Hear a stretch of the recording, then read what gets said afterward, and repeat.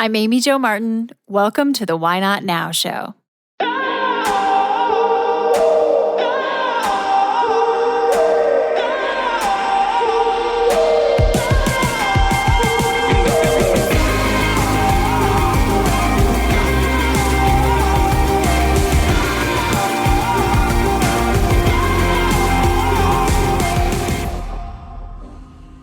You know that thing you've been thinking about doing? Yeah, that one. Why not now? Have you ever actually taken the time to ask yourself, what's stopping me? Let's talk it through. This is your chance to give that idea the attention it deserves and take action. Each episode, I have a chat with a fascinating person, from entrepreneurs to athletes, celebrities, my parents, rocket scientists, and all walks of life. We talk through a critical time when they've asked themselves, why not now? We dissect that day or even that moment, step by step.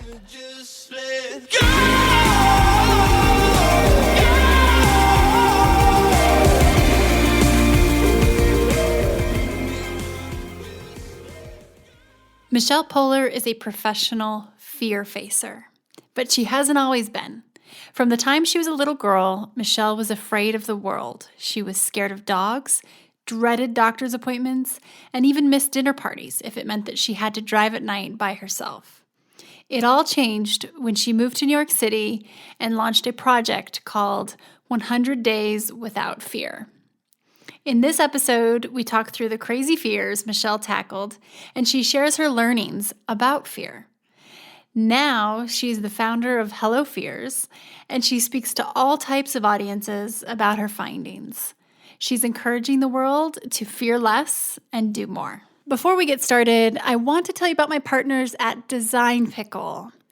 You know when you're in a pickle because you need a design, but you don't have the time or maybe even the skill to do it yourself. Many of us have been there. Design Pickle has been a lifesaver for me. Here's how they're set up. You pay a flat rate monthly fee of $370, and you're given a dedicated designer for all of your needs. You heard that right. Unlimited graphic designs, unlimited requests, and the first 14 days are risk-free. You get a full refund if you cancel in the first 2 weeks. Why Not Now listeners like yourself get 30% off their first month, which means you only pay $259 for your first month at Design Pickle. You can go to designpickle.com/why not now to redeem the offer. For me, the process has been painless and ego-free. In fact, many of the posts you're seeing on my social media channels were created by my buddies at Design Pickle, specifically Jacob at Design Pickle. That's what's cool, is that you get a dedicated designer. I'm on a first-name basis with my designer. A mentor once said to me, just because you can doesn't always mean you should. Do what you're uniquely qualified to do. Design Pickle helps me do just that. So your first month is only $259. Go to designpickle.com/why not now to redeem the offer. Michelle, welcome to the show. How are you? I'm great. Thank you for having me. Good.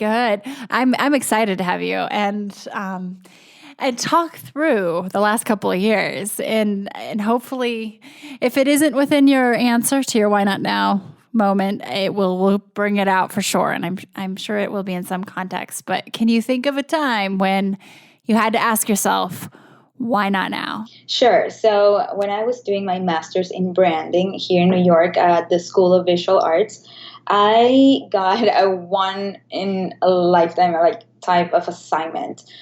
I was commissioned to start a 100-day project of my choice. So everybody in that class had to pick one thing that they were going to do repeatedly for 100 days in a row. And since the time we start this program in the fall, we know that this is coming in the spring. And we're always thinking about what are we going to do for this project. It's a big deal. And the professor, who's Debbie Millman, she said, do not think about your 100-day project until we get to that point.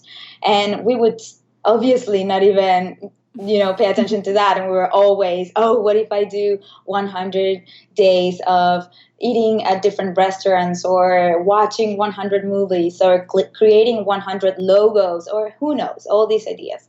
So when the time came, I was already living in New York for the past 6 months or so, or maybe 8 months already. And what happened is that I realized that you can't live in this city if you're not willing to face your fears and willing to go outside of your comfort zone.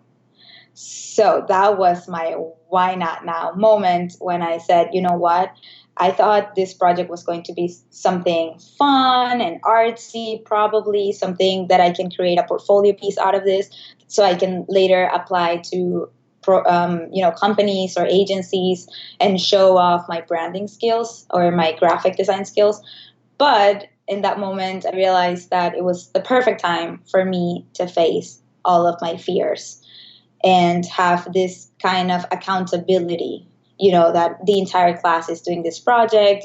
We will have a grade after it. So that was the moment where I said, I'm going to face all of my fears. And actually, for the longest time before starting the project, I was like, no, you know what? Maybe this is not the right project for me. Maybe I'll do something else. What if I do 100 emojis? I was thinking all these things. But my friends and my family and mostly my husband were like, stop it. You need to face your fears. It's now or never. So I had to do it. So I started doing it, and I started facing one fear a day for the next 100 days. And it was not easy, not only because obviously facing fears is not easy, but the fact that I was working full time while I was facing my fears. And I was also doing my master's in branding at night every day. Oh my gosh. That's a lot. And it's also emotionally a lot, not only to fit into your day, but your 24 hours. But let's go back. So you talked about living in New York and how you can't really survive without facing your fears there. And I get that, having not necessarily lived in New York, but I've spent a lot of time there.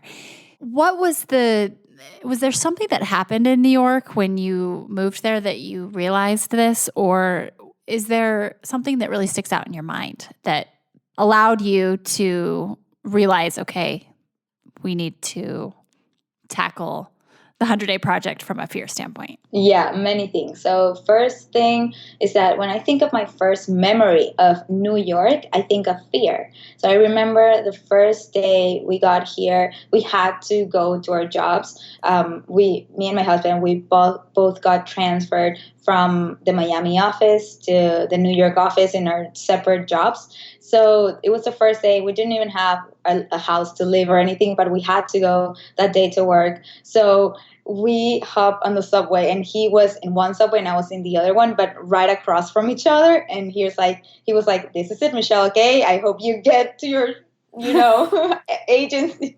All right. And I was like, no, please go with me. And then you go to yours. And he's like, no, we're not doing this. You have to face this fear. So I was shaking in the subway, and then it was only like 1 or 2 stops. And I got there and I was like, oh, this was not so bad. But that's literally my first memory of New York, living here.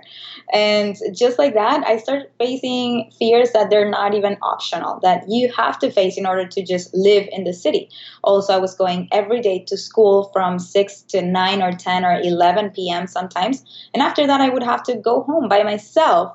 And I was so scared every single day. And those are, as I'm telling you, not optional fears. So fears I actually had to face in order just to live my life normal. But when it comes to optional fears, like things that you can actually say no to, I was just saying no to everything. So, for example, after my class, my friends would say, oh, let's have a drink. And I'm like, no, it's already 10 p.m. I should go home. It's already late. Like, start coming up with all these fears in my mind and just saying no to everything. So what I realized is that I was missing out constantly on experiences, on opportunities, on friendship, on life. And I was missing out on New York, basically. And this was my dream, to live here. So that's when I said, you know what, living inside of your comfort zone in New York, that's a no-no. It's, yeah. So does this track back to your childhood, I'm guessing? Like, have you kind of always had a resistance toward certain things? Have you kind of, is this something that's been, I'm imagining, percolating for a while? Yeah. So, for example, the way I see it is that, well, I was born in Venezuela, in Caracas, and when you are living there, you're not very like encouraged to go so much outside of your comfort zone and face fears, because it is a very dangerous country. And it's funny when people ask me like, so you came to New York to face fears, but you are from Venezuela? And I'm like, yeah, actually it is very scary to live there, and it's very dangerous. So you do want to stay kind of in your bubble in order, to be safe. You don't want to just go out there and try all these crazy things, because you can actually get kidnapped doing anything. So living there, I was, as I was saying, in my bubble and not, having this urge to face any kind of fears, and that was all right. And from there, I moved to Savannah, Georgia, which is a small town, and you feel very like protected by the school. I was going to SCAD, the Savannah College of Art and Design. Yeah, I actually gave Yeah. I got to visit a while back, and I gave a talk, and what a beautiful campus and cool, just environment. That's cool. Yeah, I'm so glad you went. I love it. I'm in love with Savannah. I spent the best 4 years there, but you don't really need to go outside of your comfort zone to, have fun or live life. Like, I don't know, you feel it still, you're kind of living in this Savannah bubble, and it was nice. And from there, I moved to Miami, which is a very comfortable place to live. Like, it's still, you don't need to face fears. You don't need to go outside of your comfort zone. People are very comfortable living, the environment, the vibes, the weather, everything is pretty comfortable. So the things I was missing out, for example, it was that I was scared to drive by myself, and mostly at night. So I would miss out on events that would happen at night that I would have to go by myself. So that was the most that I was missing out because of my fears. But when you move to New York, you either embrace this city and are willing to face fears and go outside of your comfort zone, or you're not really here enjoying what the city has to offer.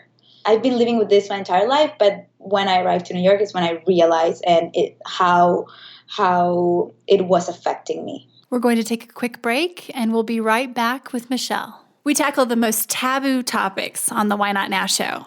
Oftentimes, you're hearing guests share things they've never shared before. In the spirit of things we don't typically talk about, you should know that the Why Not Now show is supported by Poo-Pourri. Yep, the original before you go toilet spray. It's magic. My friends at Poo-Pourri have literally taken the smell out of you know what. This pure blend of essential oils stops bathroom odor before it begins. Visit poopourri.com, and Why Not Now listeners get 20% off with code Why Not Now. That's all one word. Also, you can now get Poo-Pourri at Target. Let's talk about some of those 100 days. And what did you do? I've seen some of the fears that you would overcome, but let's talk about the first few. How did you decide what to do with these 100 days? And by the way, it's such a cool project. Like, everybody should have to do this. But Yeah. So let's talk through. I've seen you like in your bathing suit or underwear in the subway system. I've seen, all these things. How did you decide what to do? And can you name off a couple of the top things?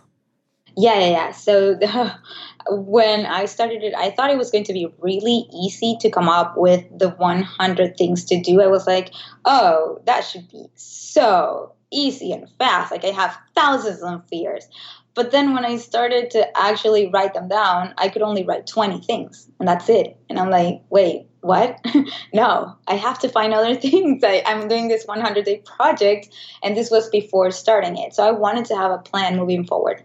But when I realized that I couldn't come up with fears on my own, because what I realized is that you don't necessarily think about the things you're afraid of, because you are constantly trying to come up or think about things that you do like things you want to do, things you enjoy, things that make you happy, but not things that scare you. You kind of try to put that aside in your mind.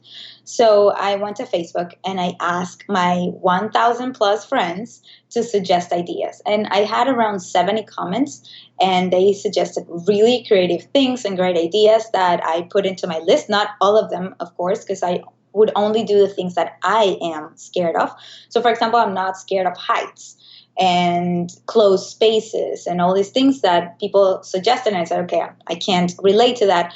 But for example, posing nude is one that a friend suggested. And I would never in my life would have come up with that, like posing nude for a drawing class, obviously not for the world. But still, those things that... That's a biggie, yeah. Yeah, you're like, what? How? My first reaction was like, no. And when I react like that, I know I have to do it. Like, you just know. Like, when you react like intensely, like, no way, then that is something you should definitely do. So that's the way I see it. So was there kind of two levels of Why Not Now? First, you had to make the decision to have this be your 100-day project, because you could have selected anything. And then you had the next filter of agreeing with yourself or talking yourself into posing nude or XYZ.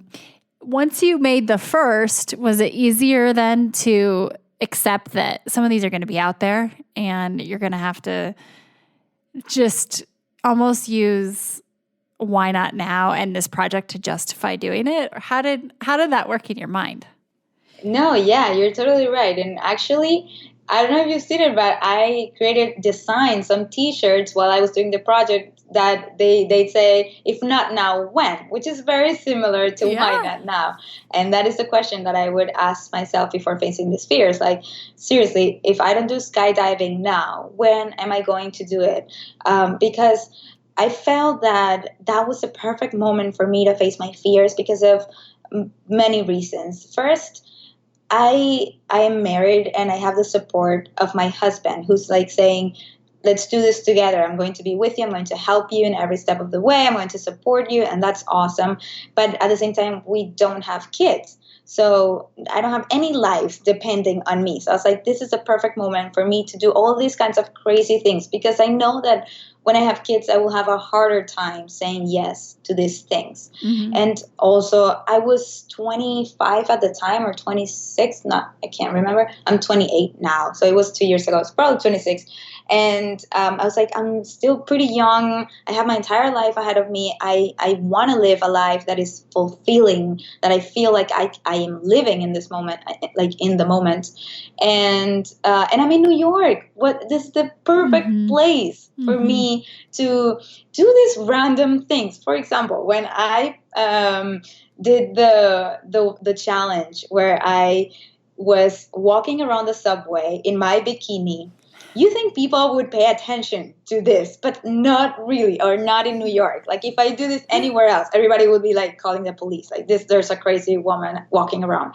But in New York, no one cares. So it's actually a good place for you to just do all these things and understand that actually no one cares. What a takeaway. What an awesome takeaway is that people don't care about what you're doing as much as you think they do, but also just a bit of a green light to... Yeah. One of the challenges that also made me think about this, also in the subway, by the way, is when I decided to ask for money in the street. Like, I'm not even prepared for this. So I didn't dress like homeless or anything. I was just dressed as myself, but I sat on the floor in the subway and I put a sign saying, "Can't angels wear Prada too?" or something like that. So I was asking for money to buy Prada shoes, and everybody would just ignore me. They would not even look at my sign or look at me. They see someone in the floor with a cardboard box open and they ignore you.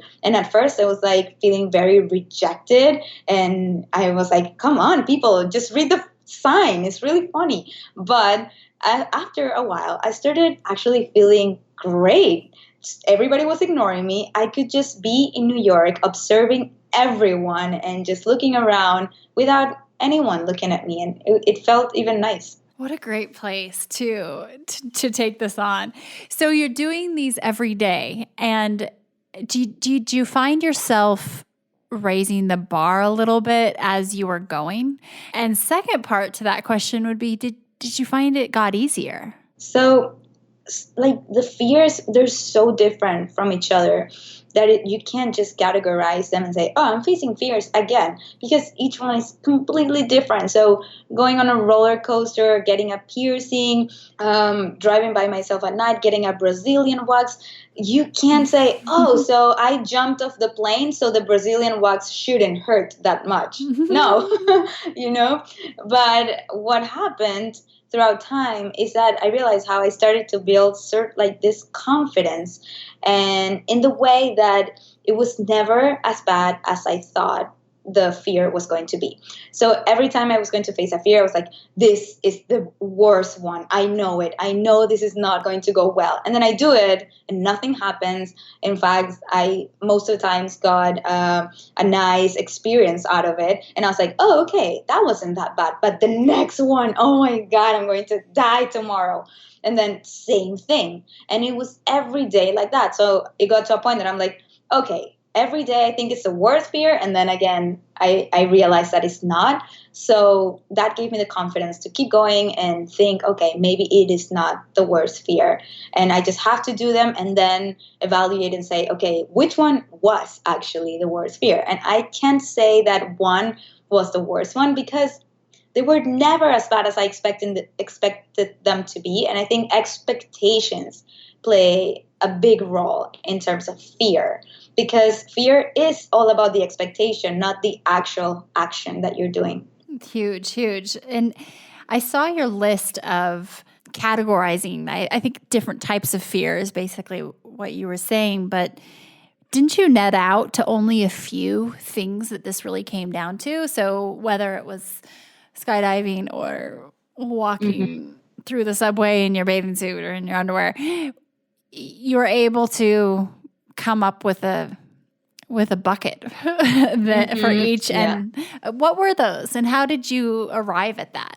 Yeah, so as I was facing these fears around, I don't know, it was halfway through the project, I realized that many of the fears felt very similar to each other. So even though I was doing 100 and they were all different actions, some of them felt very similar. For example, whenever I went to get the piercing and whenever I did the Brazilian wax and whenever I went to donate blood, all of those three felt the same kind of fear. So I put them together in a group that I called pain.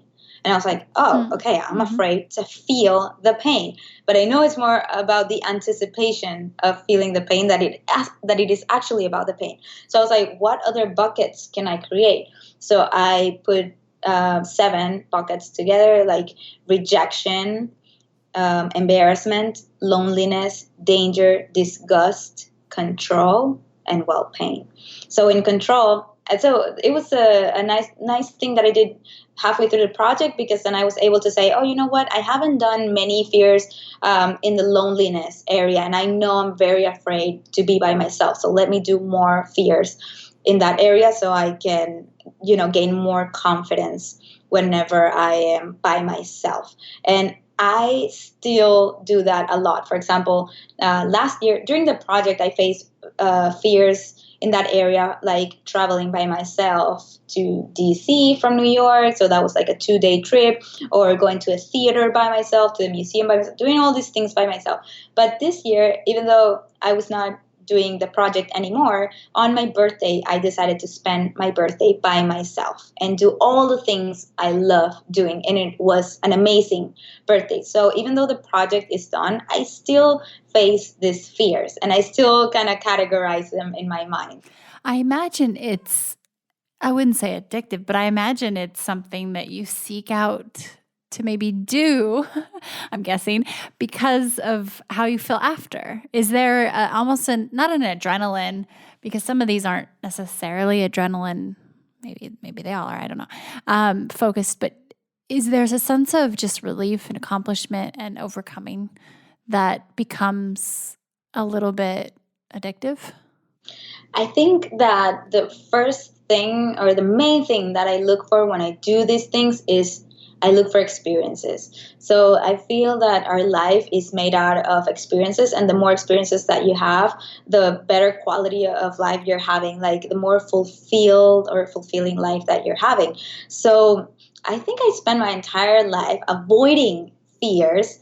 So I was avoiding these real experiences that make you feel so fulfilled, and that's how I see it now. Like every time I have an opportunity to face a fear, I know I will be creating an experience, a moment that I will remember forever.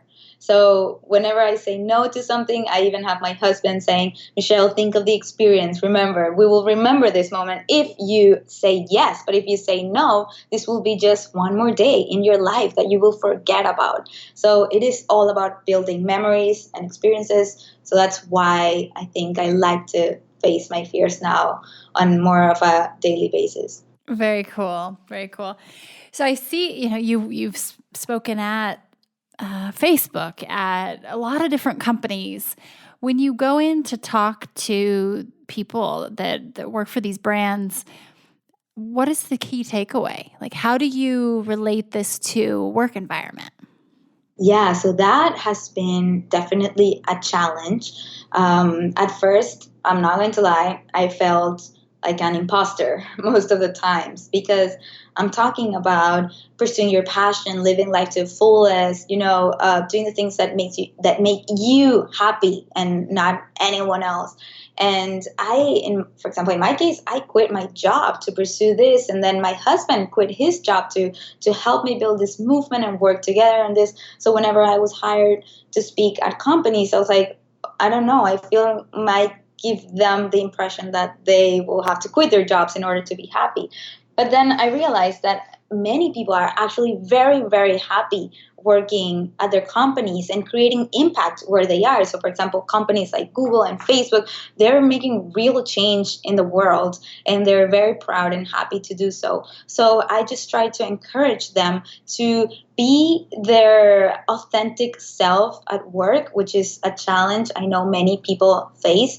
And for example, when I spoke at Facebook, I talked a lot about the imposter syndrome, how when you're surrounded by like so many intelligent and capable peers, then you kind of feel like you're not qualified enough to be there. And they all very much agree to that. And so one of the things I talk a lot about is owning who you really are instead of trying to become someone else. Because we're always thinking, I'm not as intelligent as that person, or I'm not as pretty as that person, or I'm not as funny or clever. But if you stop thinking about comparing yourself to others and start thinking, what do I have to offer? Then you'll be able to present yourself to the world in a way that is completely ownable, and that it doesn't make you feel like an imposter in any way, because you're just being who you really are.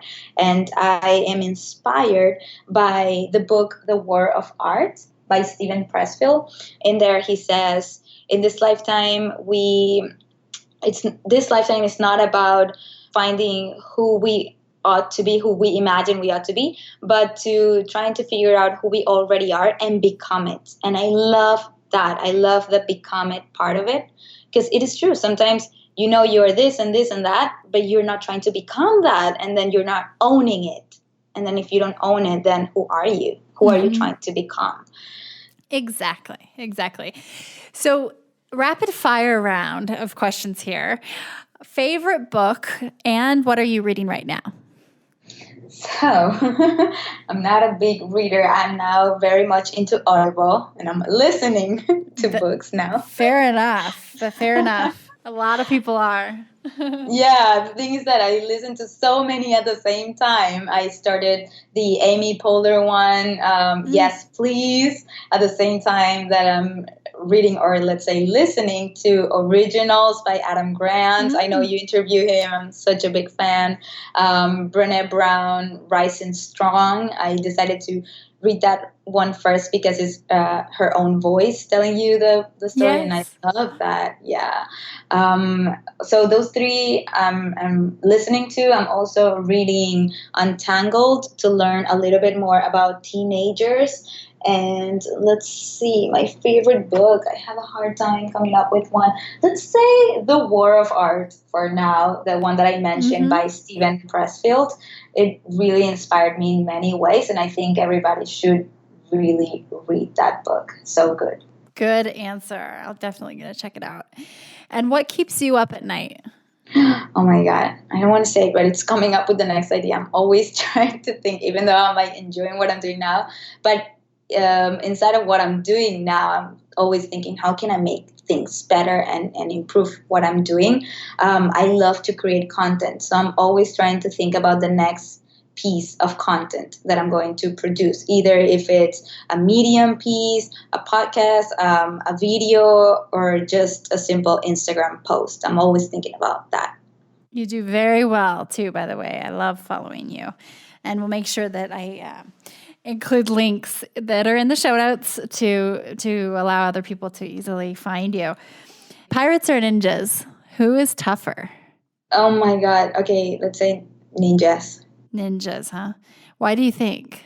I feel that pirates rely on weapons and ninjas rely on their body and their movement. So I would respect more someone that can defend themselves with their own body and not having to rely on sword or all those weapons that pirates have on their ships.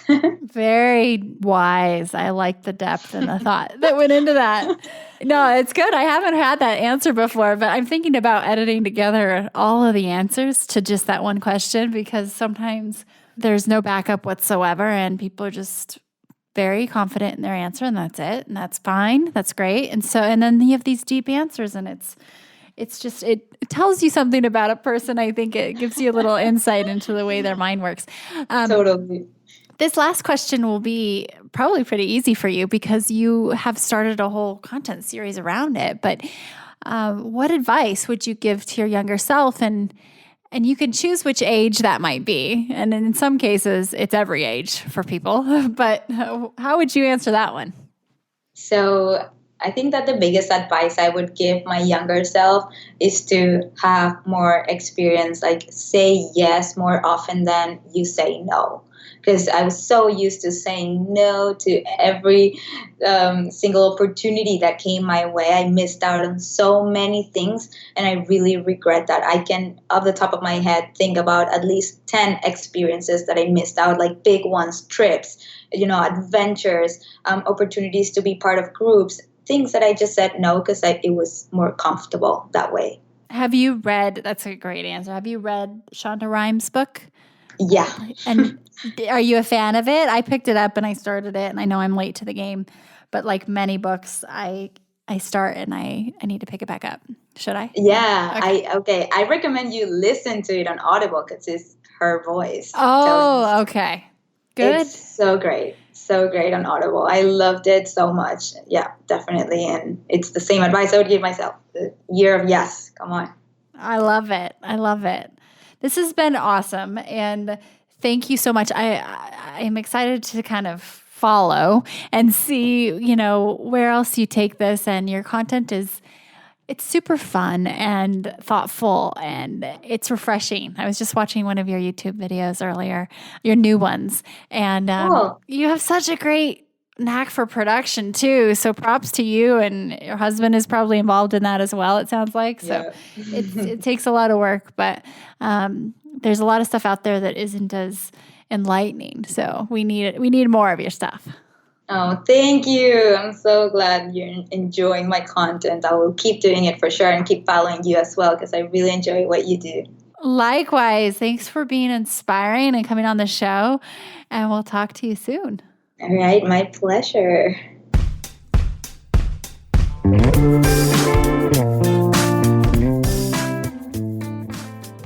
Hey everyone. Thanks for listening to the show.